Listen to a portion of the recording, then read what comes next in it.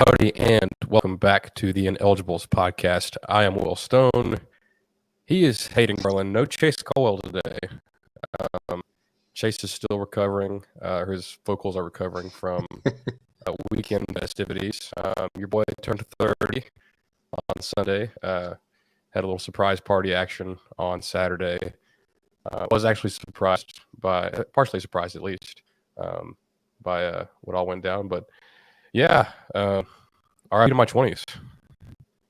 Yeah, well, I told you then, but happy Yeah, birthday yeah. again. I think we've told a few people on the last episode happy birthday that didn't hate it quite yet. And... Yeah, we did actually. But yeah, no, dude, it was fun. I don't know if you caught on to it, but I definitely gave myself away at one point when we were before we got to the house. I asked for a cooler. I was definitely meaning for the bus. Right. And Alexa afterwards was like, "What were you doing?" And I was like, "What? I just asked for a cooler." And so I don't know if that tipped you off at all, but I did so good up until just that right there at the very end. You know what tipped me off the most was when I got emailed a receipt for the party bus on Friday. What? Yeah, Brittany,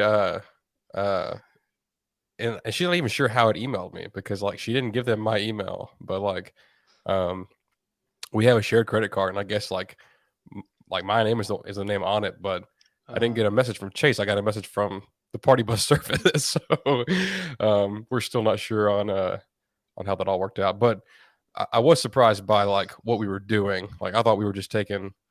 Well, first of all, I thought the guest list would be like 10 or 12 people. It ended up being like in the 20s. So definitely surprised by some folks being there that I did not expect. And I went to some, I think 4 different honky tonks in the Austin area. So that part I did not know either. I thought we were going to like dinner somewhere. But yeah, it was great times were had by all. I was pleasantly surprised with the people that were there and what we were doing. I had a great time. Feel a little bit older now, so yeah, feels great. Feel very loved. So thanks for all the birthday wishes. Oh yeah, like I said, it was our pleasure. We love celebrating you and well everybody else, and any excuse to get together is a good one. That's right. Especially the Dirty 30 birthday, and yeah, like I said, you too for sure. Yeah. Well, Chase has this thing where when he has a big time like we had, it does do a number on his voice. So he's not like playing hooky from the podcast. His voice is really shot. So thoughts and prayers to to Chase's voice. We wish him a speedy recovery. Yep. Short or quick programming note: I think that we'll record next week. Next Wednesday is National Signing Day, or Late Signing Day, which we refer to it now as. So we'll probably get back with y'all then. But right now we're just kind of catching up on. I put out my first blog post since August. There's some NFL playoff action. Sadly, the Cowboys did what the Cowboys do. I'm sure we'll get to that, but I guess to kick it off, I've always looked forward to doing these, or like I guess I should say I look forward to reading everyone's way too early top 25. It's like because as soon as the championship ends, even before the championship, I saw one on the day of the game of Georgia TCU that like it already came out before the game even was played. So like it's something that like every outlet does, and I was like, you know what, I'm gonna do one too, and try to not read anyone else's, and try to like form my own opinions and put my own teams in there. First of all, 25 teams really freaking hard to get. Once you get to the teams, you're like, man, like who the heck? That's like who else am I gonna rank? But especially after a wild year like the one we just had. But Hayden, I think you've got it pulled up right now as well. Is there anything that jumps off? Is there anything they're like, oh man, that's so dumb, or like, oh, like that makes sense? we talked about it on the last episode, I think, just for a little bit here, and I was not shocked at all that you did this, but I could see a lot of other people just being a little shocked at the fact that you have USC at number 2. Like I said, I can agree with that. I don't think it's crazy by any means, or it's not a stretch at all. Caleb Williams he just having him on my fantasy team this past year is he's been lighting it up. Heisman winner. I mean, that's just gonna make sense. Florida State at 7 actually is gonna. I didn't see that. I'm literally looking through it for the first time right now. Also, to the folks at home, Hayden had Caleb Williams on his fantasy team and came in last. So I'm gonna take a side track here. I drive by a Waffle House on the way home every single day, and last week on like Monday and Tuesday, I was just like, man, I really wish I could afford to do the Waffle House challenge like right now, because I was like, I'm just like craving Waffle House, and I can't start my challenge at like 6 p.m. on a Tuesday. That's just not going to work out well for, well, mostly just me, I guess. But yeah, I thought that, and I don't know. I'm going to have to take care of that at some point. I'm looking forward to it. I think it's going to be fun. I want to have some fun activities planned around that. Yeah.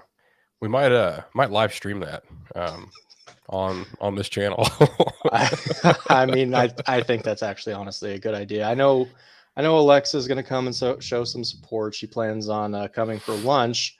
I think that'll be her first Waffle House experience. Really?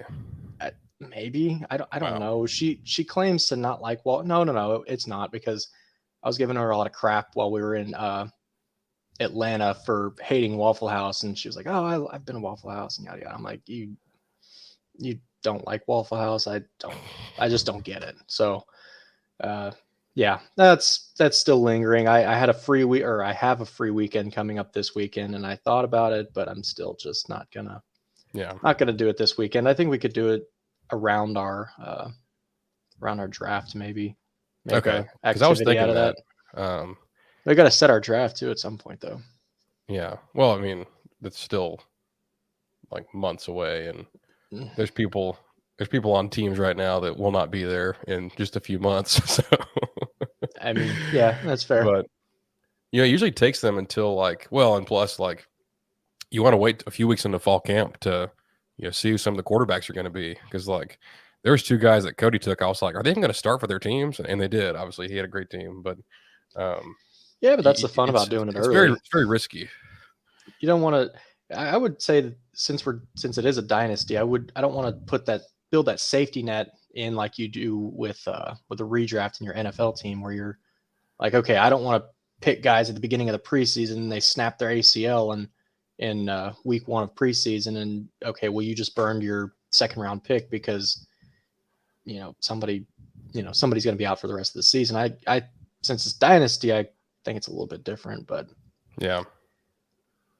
Anyway, college fantasy is fun, and more people should play it.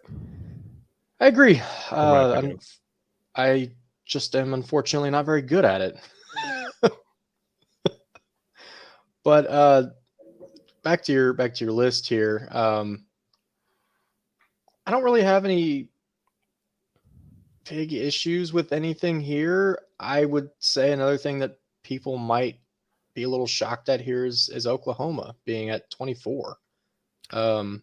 Just because they're Oklahoma, they're perennially ranked way higher than they. Well, I want to take that back. Not way higher than they need to be, because they have historically been a great school and a great team. But and I know they had their bad season last year, but again, you would still think that they're just going to get bumped up, and they'll bounce back because, again, they're Oklahoma. Right. So. Yeah, they had such a strong track record of, winning the Big 12 and making the playoff and this, that, and the other. And, hey, from after I got to Kansas State at 21, the rest are just throwing darts. Like I put Texas Tech in there. I put Wisconsin in there. 23. I think the hire of Luke Fickell is a great hire for Wisconsin. When you look, I mean, I was picking between like Iowa, Ole Miss. I can't think of who else I was even going to consider to put up there. Like one thing I did kind of leverage was Bill Connolly's like end of year rankings, just to like look at some names, make sure I didn't miss anybody. Because those aren't like those aren't next year's rankings. They're like the teams that like how they did, for the totality of this past season. But I got Tulane still in there. With so much reconfiguring of the Group of Five conferences, Tulane still has their quarterback from last year from their team that beat USC. They could dominate in the American. Didn't have the stones to put App State in there because this is a whole other conversation. But I think the Sun Belt is going to be the new like premier non-Power 5 league. There's been so much change, and like everyone knows that like Texas and OU are going to the SEC and blah blah blah, but there's been a lot of change at the lower levels, and it's pretty cool. But for Oklahoma, like what I was kind of looking at to put them in there is, they signed a hell of a recruiting class just now, and yeah, those guys are going to be freshmen. But there were 3 5-stars in there, guys that could play right away. I do like I like Dylan Gabriel. Don't love him, but Oklahoma had losses too, though. So like it was really tough to, I'm more down on the other teams than I am high on Oklahoma, if that makes sense. Like I'm down on Ole Miss, I'm down on Arkansas, down on Mississippi State. So Oklahoma kind of got ranked out of like being the last one at the dance type of thing. Yeah, I think you got the tiers broken up pretty good here. Some people too could say that you're probably disrespecting TCU a little bit with having them so low after just now. Granted, they got run over in the championship, but I mean, they were up there. They were. Now they're middle of the pack. Yeah, at least in the top 25. And to give them some credit, like they got some pretty good transfers in the portal so far. I thought they were going to get the quarterback from LSU to transfer there. He went to Ole Miss instead. Also, excuse me. Ole Miss took, so his name's Walker Howard. He's a freshman, former 5-star at LSU. He went to Ole Miss, and then so did Spencer Sanders, who's like 24 years old and has been at Oklahoma State for the past 4 seasons. And Ole Miss has a entrenched starter, so that's an interesting thing to watch in the spring. Who comes out of that alive? This Jackson Dart transfer, that kind of thing. But TCU, I think their ranking was more about like they lost the big names, like they lost Duggan, lost Quentin Johnston, some big guys on defense, but they lost like their interior of their O-line, and I'm like, man, that's their O-line really kind of was the linchpin for getting them through a lot of things, and that's tough to replace if you don't recruit at a super high level. They also lost Garrett Riley to Clemson, so I know it's Dykes' offense for the most part, but I think Riley is a star in coaching, and it's going to stink for them to not have him next year. But team that I'm a little higher on now, that's the crazy thing about this is when I was writing it, like news is coming out like by the minute as I'm trying to write this article, and like Garrett Riley moved to Clemson, like that maybe bumped them up a little bit. South Carolina had guys come back. Spencer Rattler announced he's coming back. So I'm like, okay, I'll keep them in there. And then hate to say this, but starting to get a little bit higher on Texas.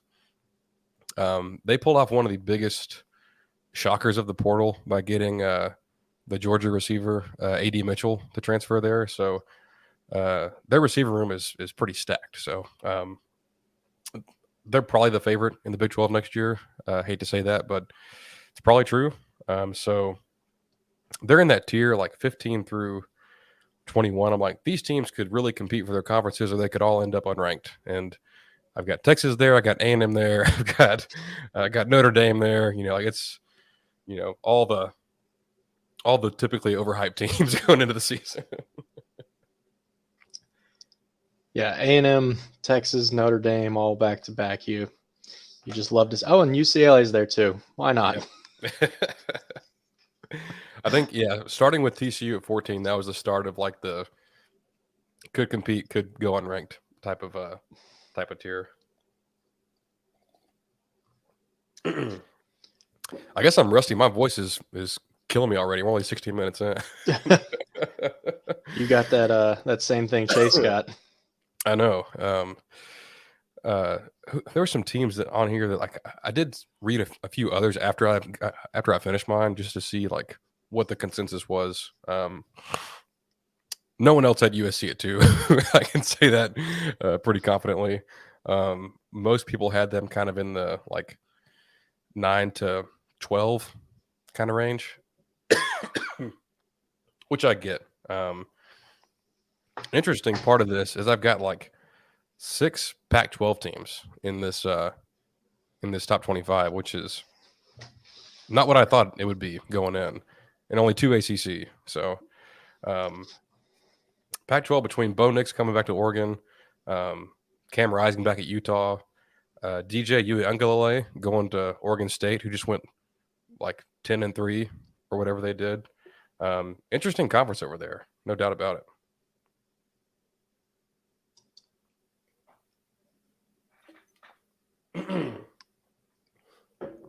Oh, one team I put lower than pretty much everybody else was LSU. LSU was like 5th in some of the ones I saw, and I mean, great first year under Brian Kelly, but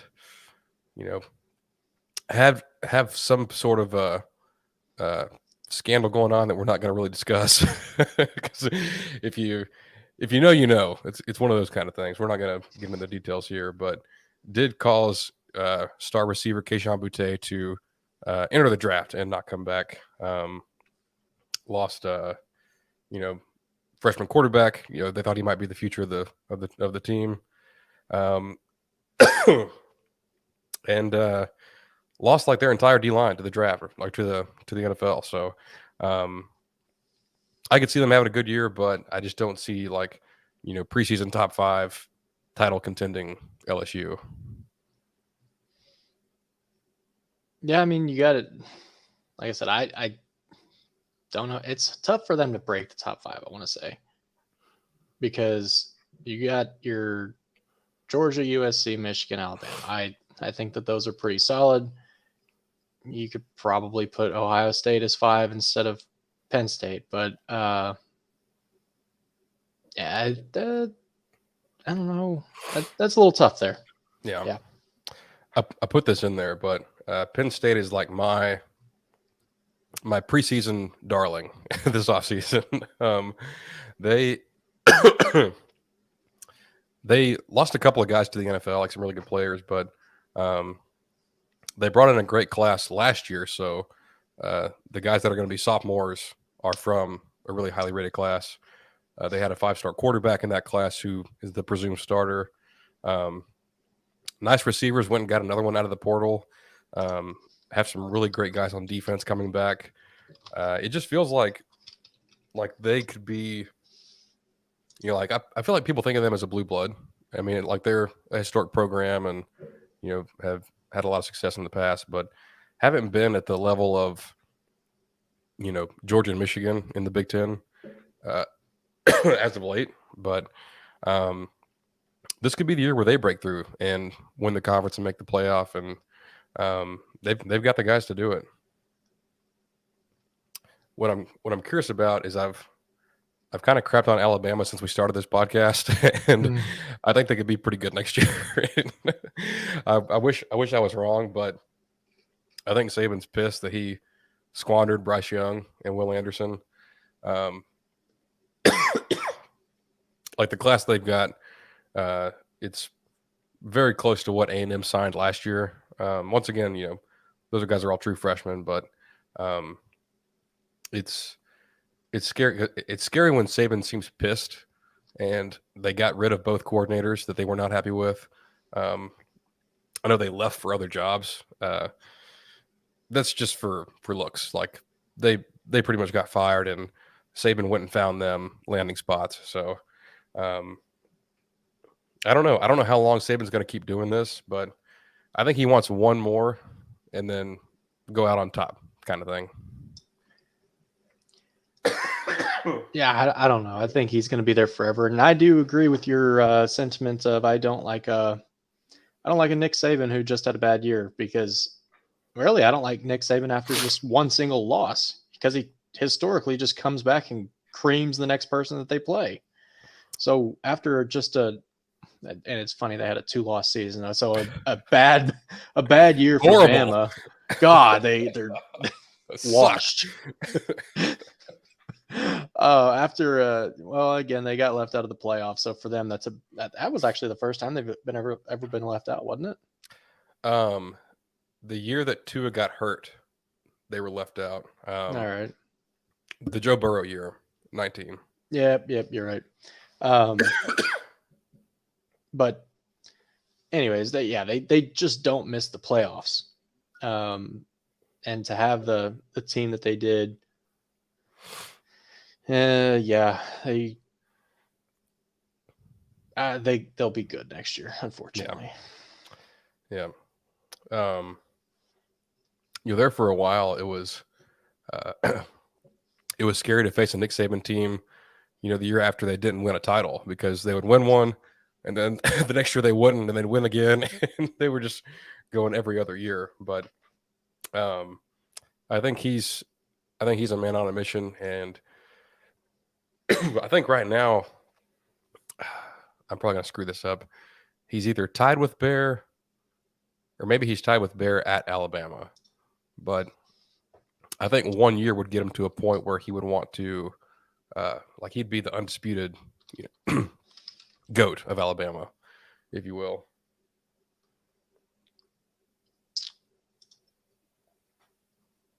Let's see. Because he's got 7 total. He's got 6 at Bama. He's got 1 at LSU.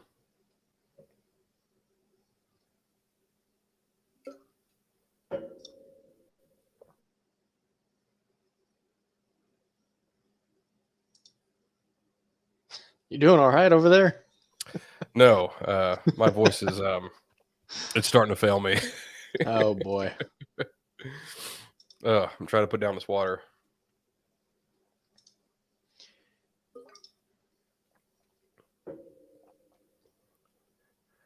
How many did Bear win? Does it say it on there?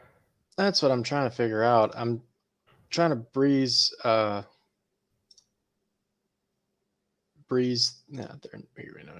Nick's won 6 at Bama.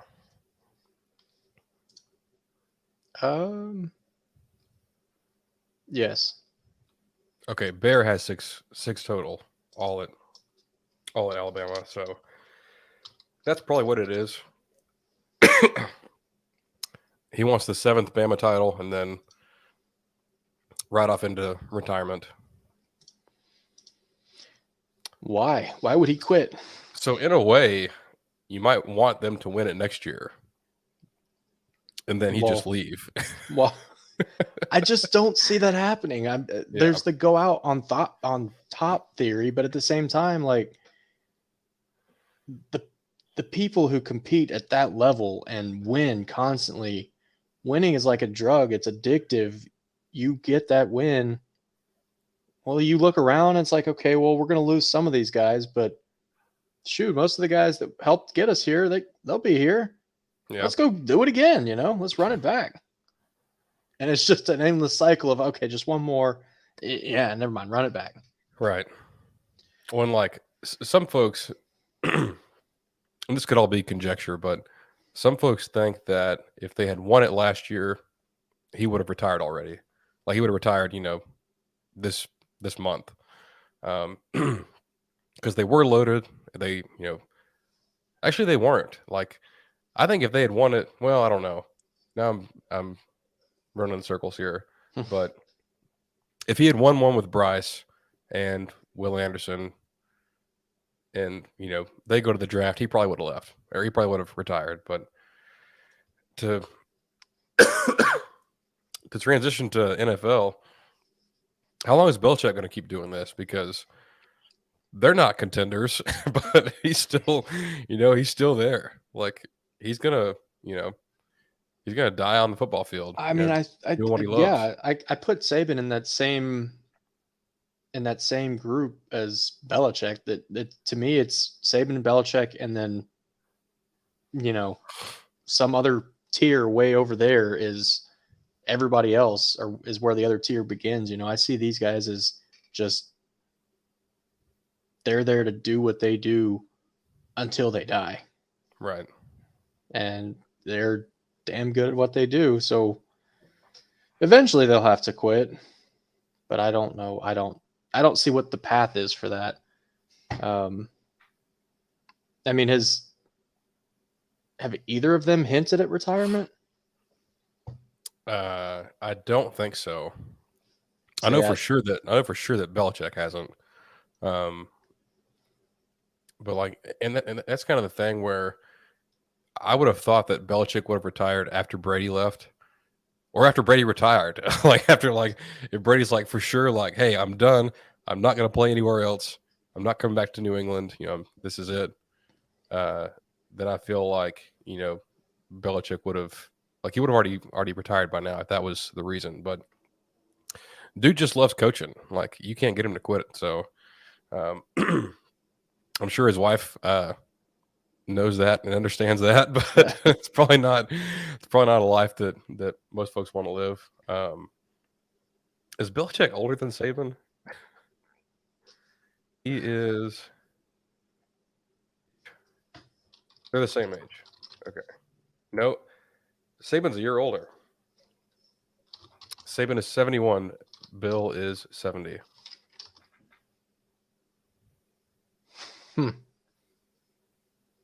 Pete Carroll 71. I knew Pete Carroll was old. Still has great hair. Good for him. Yeah, Pete. I mean, I knew he was old, but he looks like a young enough dude when he's out there on the field, kind of like he'll retire before, he'll retire before Bill does. Don't you think? Yeah, I don't know what his end game is either, but yeah, same deal. Like I haven't heard of it, but I mean, Pete loves coaching too. I think he likes not only the the football part of it, but I think he really likes the mind games of the the interviews and the coach speak. I think he really enjoys that part of it too. He's also very hippy dippy, and he's probably on the Tom Brady diet. That's why he doesn't age. So maybe he's got another decade left in him. Well, a quick wiki or search on his wiki page doesn't say anything about him being a vegetarian, so don't know what that means. But okay, of everyone we just talked about, who retires first out of those guys, Tom Brady or Aaron Rodgers? I feel like Tom's next. He's already done it once. He's probably, yeah, but I think there were ulterior motives for him getting out. I think that was for personal reasons. I don't think that was because he wanted to leave the game. Because I mean, shoot, he unretired like a month later. This isn't it. That's actually okay. That's a fair point. I think Tom's got 3 more years in him. 3? Yeah, I think he's got 3 more. I don't think he's not going to retire this year.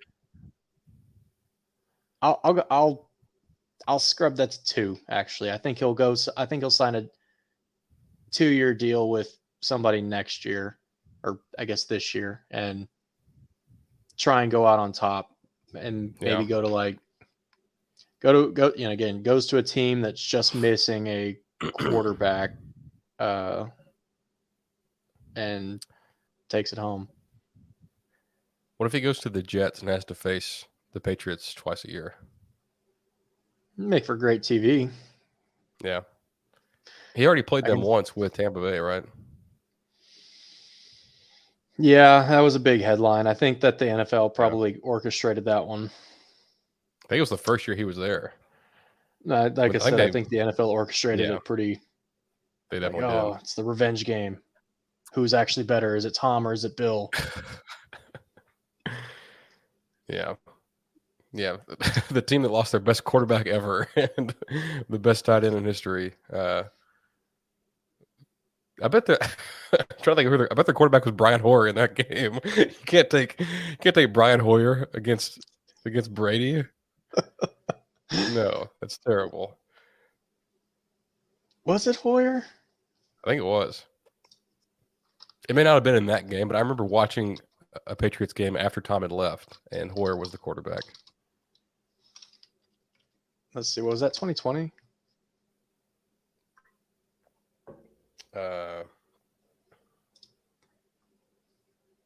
Weird. They won in 2020. That was the first year he was there. And then they drafted Mac. 2020 was the Cam Newton year. Oh my God, you're right.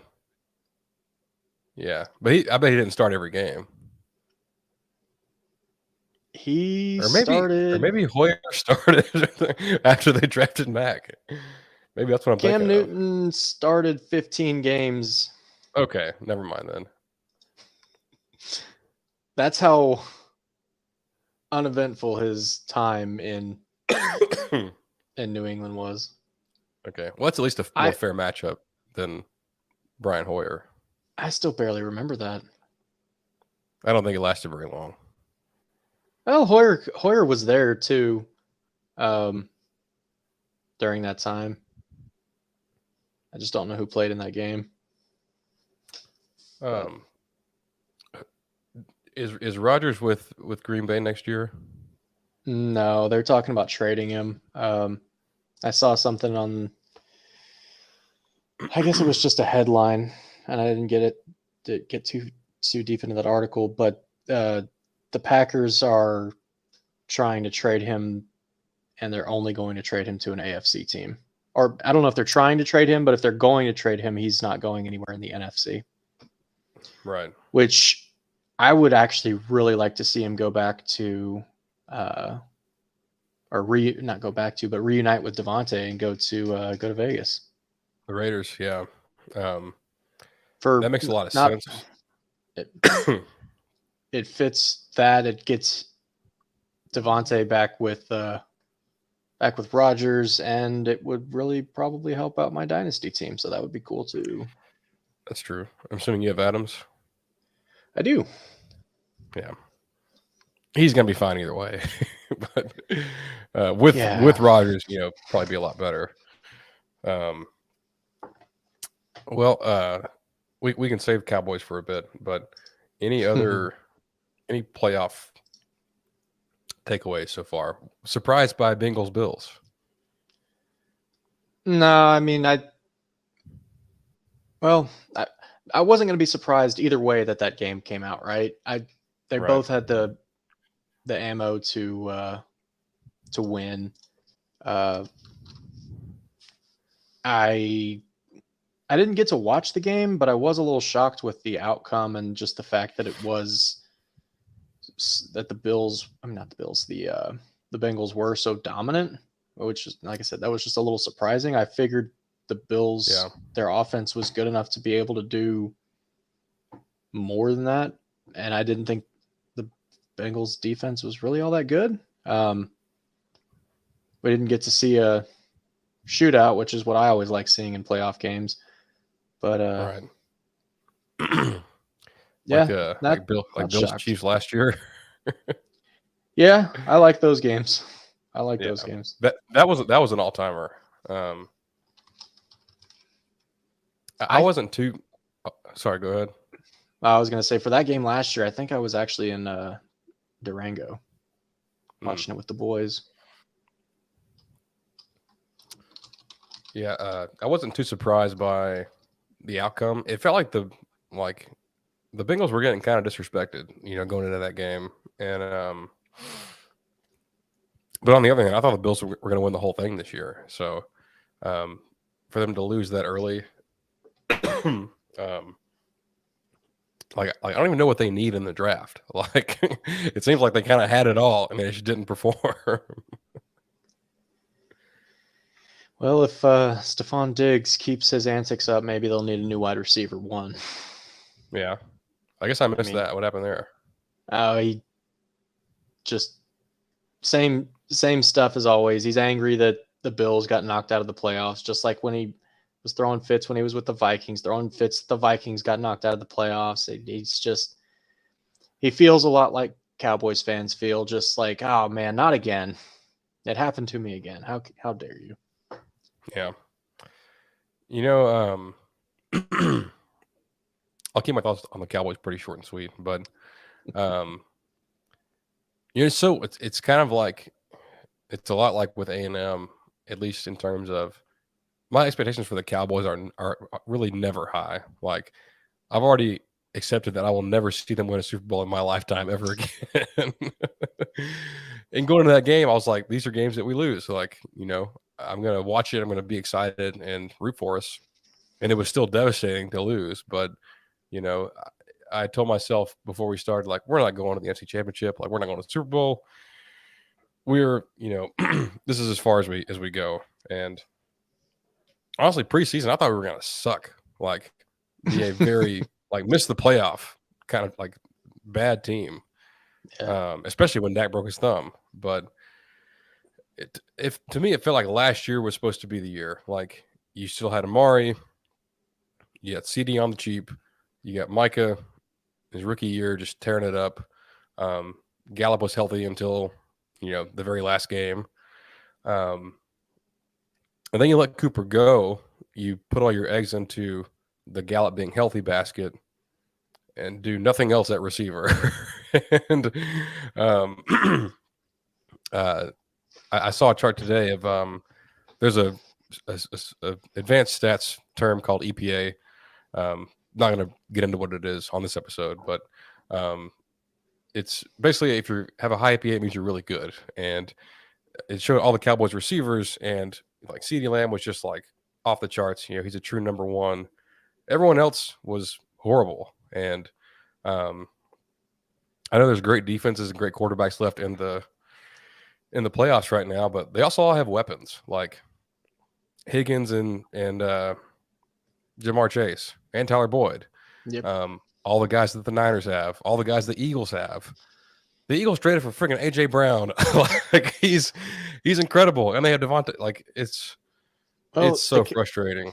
The counter argument to that no wide receiver room or no weapons is the Chiefs. But yeah, I mean their wide receiver room is mediocre at best. Yeah. They have Kelsey, who is a Greek god on his own. Right. But I mean that other than him, MVS, he's not all that special. I mean, he hasn't acted like it this year. Juju hasn't been all that great. Yeah. So I mean, the wide receiver room doesn't have to be fantastic if you've got the one. If you say CD and Kelsey are 1-to-1, fine. But the difference there, I think, is the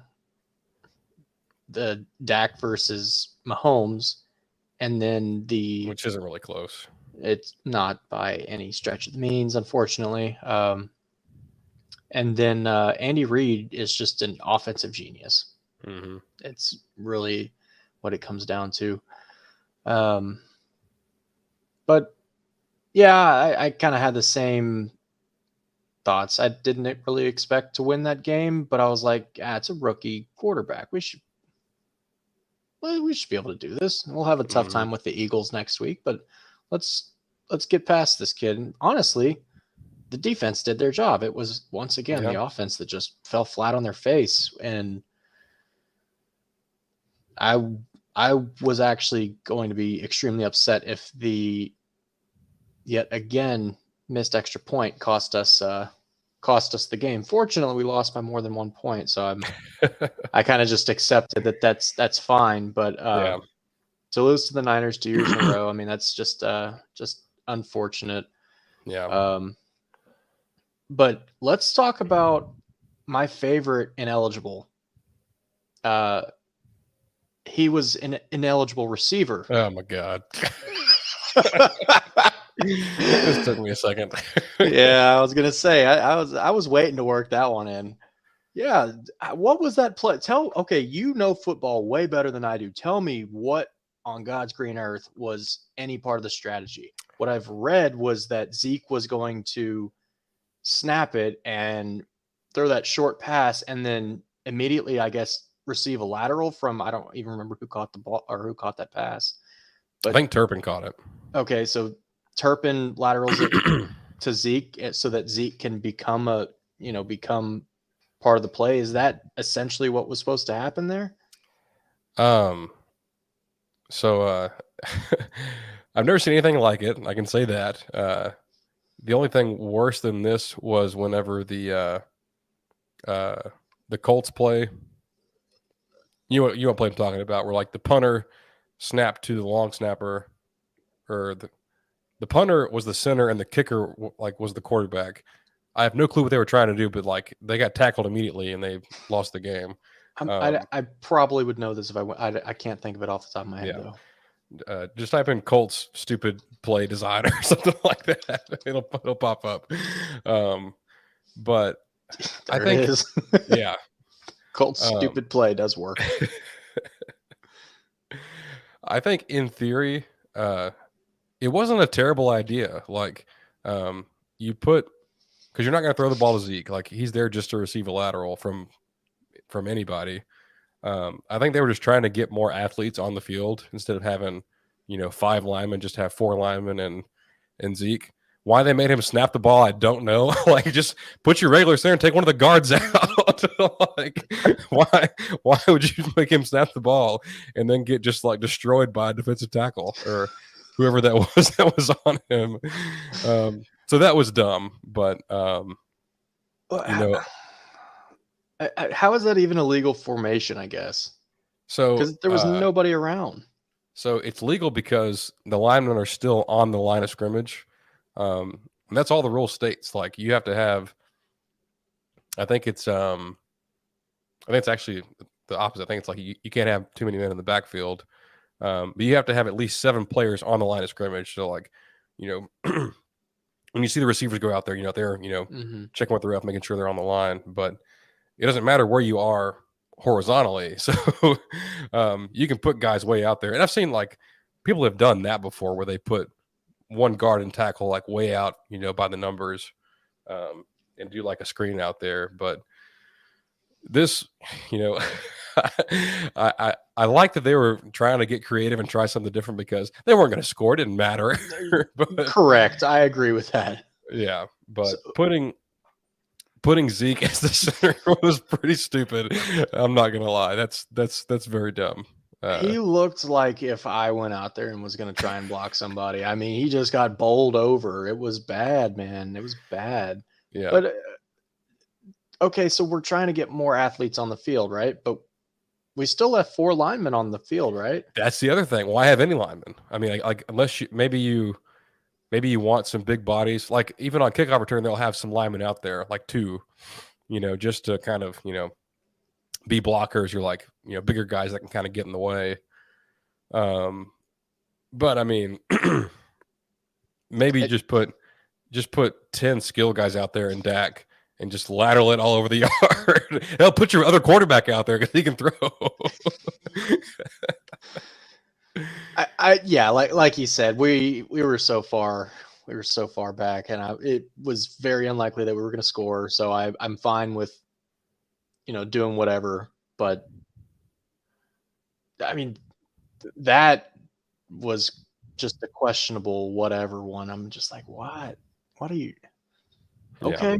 I don't know what I wish I would have gotten to see like maybe 5 more seconds to see just anything rather than just you said See Turpin. Turpin get his head taken off. Yeah, basically. Yeah. Just for the entertainment value. But Were I am they- looking. Oh, go ahead. Sorry, I think where they lost it was they got the ball back with like 2+ minutes left and didn't gain a yard. And, at that point, I thought they were going to go for it. It was like 4th and 10 on their own, deep in their own territory. Because even if you did stop them, which they eventually did, you wouldn't have any time left, which they didn't. But those play calls were pretty bad. Like, when it's 3rd and 10, hell, run something to get 7 yards. Like, don't just keep throwing bombs. Like, make it into a 4-down situation. But anyway, it's done. It's over with. Like we always say, there's always next year. Yeah, I guess there is. But I mean, we still got a couple games on Sunday, and then Are both on week off. Sunday? Yeah, they are. Which I dislike. I like having the Saturday game, and I like having the Sunday game. Yeah. I do think that it's fine, I guess, for both games to be on Sunday. But having one on split just gives you more to look at, or more nights to look at the games, I guess. Right. What I do wish they need to change, though, they need to get the Super Bowl on Sunday. I feel so strongly about that. And then put it where? Saturday. But it's Super Bowl Sunday. Super Bowl Saturday. It's still an alliteration. I feel that way about the college being on Monday. Well, that's stupid too. We play college football on Saturdays for 14 or 15 weeks straight, and then the biggest game of the year is on a Monday night after people have to go to work all day. Like, that sucks. And then you have to go to work the next day, which, I mean, with Super Bowl you do too. But I mean, damn. That's my argument, though. You got to go to work the next day. If we're not making Super Bowl Monday a national holiday, just move the the Super Bowl and the national playoff to Saturday. That's probably the solution here. Is just just move President's Day up a couple weeks. That doesn't help me. I don't get off for that. I think we do. I don't know why, but and also for those who may not have been able to see because they're audio only, why did you air quote President's Day? Because, like, why is it even a holiday to begin with? Like, okay, now you're asking the tough questions. Yeah, like, it's not air quote worthy. It's real. Like Memorial Day, July 4th, Labor Day. Actually, I don't get Labor Day, but the first two, yes, I get. President's Day, like, come on, like Thanksgiving. Most of the presidents are bad. Like, why are we giving them a holiday?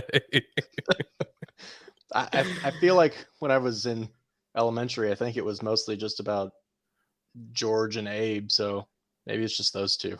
Isn't it one of their actual birthday? Well, actually, it's not because it rotates every year, I guess. But you know more than me. I feel like one of those two, like their birthdays are somewhere close to President's Day. I could be wrong on that, but it was originally established in recognition of George Washington. But why is New York Life Insurance the one that's putting this post out? So many questions, so little answers. It's celebrated on the third Monday of February every year, so it's not Yeah. anybody's birthday. But I do think that both of their birthdays are near that. I think you are right on that. Yeah. Well, if I'm ever president, I'm getting rid of President's Day. Move it up a week, 2 weeks, whatever it is. We'll get that Monday off. Yeah, I didn't think we'd go that long. We've already gone 50 minutes. Oh, we've done a lot of meandering through the topics here. As much as I hate both teams, the NFC Championship game will probably be a banger. I think those two are probably the two best teams in the NFL. So either Chiefs or Bengals, I don't really care which. I'm rooting for them the rest of the way. I guess I prefer the Bengals, but I don't know. I need, so again, for purely selfish reasons, I need Joe Burrow and Jamar Chase to do extremely well all the way through the playoffs. Again, purely selfish reasons. The only thing that I don't want to see, though, again, for purely selfish reasons, is I do not want to see the Eagles win, because several meme groups that I'm a part of in the Reddit community will just be crapping all over Dallas and celebrating the Eagles for like the next year. And I just don't want to deal with that. We have some commenters on the episode right now. If you can't see us right now, if you just have the audio, our ticker says, please message us if you know how to Photoshop, so we can have a two-person frame when Chase is unavailable. I'm sorry, I had to wait for it to finish because I forgot what it said. But we got on here, and like our template is only 3 boxes, so like it does not fit with the two-person look. So it's just a maroon background, but it's all good. We'll get them next time. I think we did talk. Either we made them or whatever. They're just not in the. They're not in the scene on the. They're not in the hopper that we use. Yeah. Also, when I logged on, the background was the Colts. So we share this studio, I guess, with a Chargers podcast. But I don't know why the hell there's a Colts logo in here.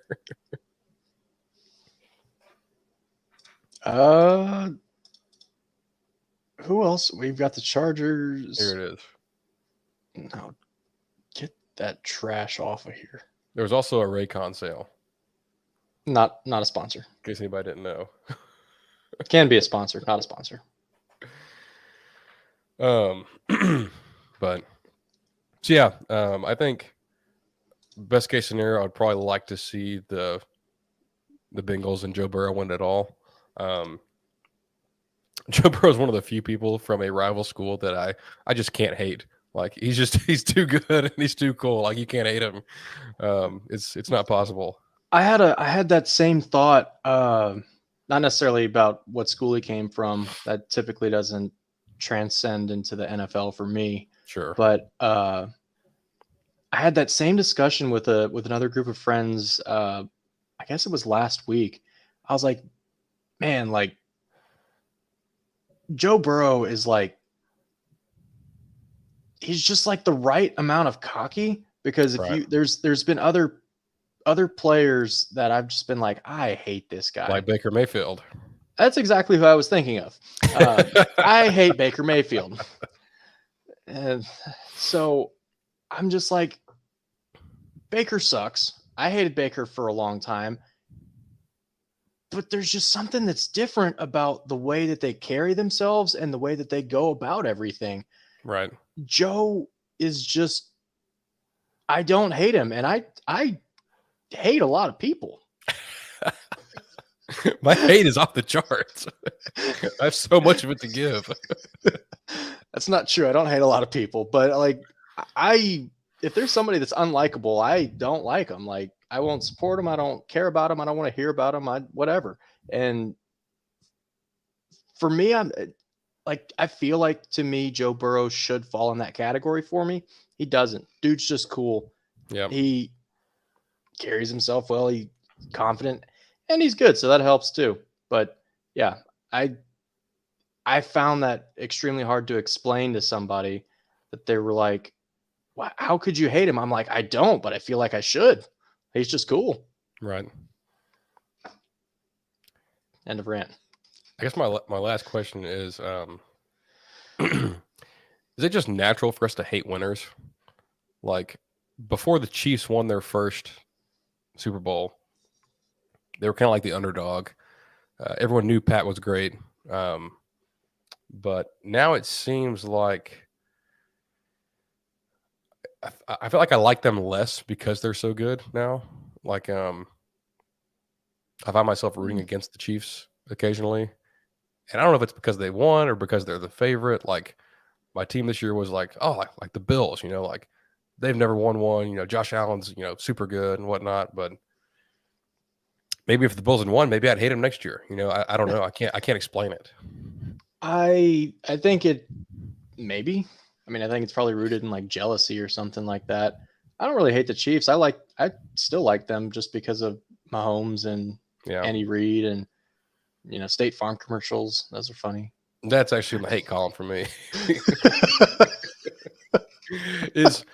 Are Joe Burrow and Josh Allen just too cool for commercials? like why is every commercial just Pat Mahomes over and over? It's not. Josh Allen has a Gillette commercial. Does he? Yeah. I guess I don't watch enough. If it's not, no, it is Gillette because I think they played the Patriots earlier this year, and I think there was a lot of memes about the fact that they were. It was Josh and the Patriots at Gillette Stadium. But I feel like Burrow's been in nothing, and I don't know why that is. I don't know. Maybe he's more local. Yeah. I say that if they win it this year, he'll be in every freaking commercial for the next 5 years. So. Whopper, Whopper, Whopper, Whopper. He's just going to be singing the Whopper song. That's as good a place as any to stop it.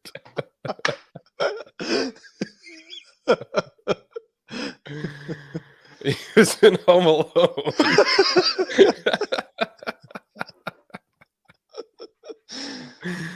Yeah, oh, I forget about his childhood stardom. You figure he'd be older than he is by now. Oh God! All right, I think I'm with you. We're derailing quickly. Sorry, I had to look up how Macaulay Culkin is. He's 42 years old. All right. I forgot about Richie Rich. That's a good movie too. Thank y'all for listening. We'll have Chase back with us next week, and with me today has been Hayden Garland. Thanks for making time and making sure we stay afloat. I'm Will Stone, and we'll talk to you next week. Bye.